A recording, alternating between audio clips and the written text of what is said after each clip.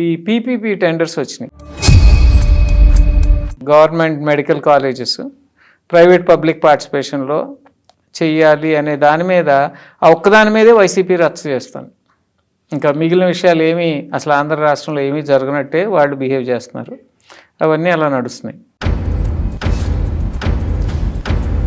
PPP మీద public private పార్టిసిపేషన్లో medical colleges medical hospitals వస్తే వచ్చే నష్టం ఏంటండి ఆంధ్రదేశానికి? ఇది కొంచెం లోతైన సబ్జెక్ట్. ఇది ఇంట్లో భిన్న కోణాలు ఉన్నాయి. పీపీపీ అనేది మన దేశంలో ఇది కొత్త కాదు, ఎప్పటి నుంచో ఉంది. పీపీపీ మోడల్ అనేది ఎప్పటి నుంచో ఉంది. మన హైదరాబాద్ ఎయిర్పోర్ట్ పీపీపీ మోడలే, కృష్ణాపట్నం గంగవరం పోర్ట్స్ అన్ని పీపీపీ మోడలే, majority of the national highways PPP మోడలే. టోల్ గేట్ 30 సంవత్సరాలు 60 సంవత్సరాలు పెట్టేది.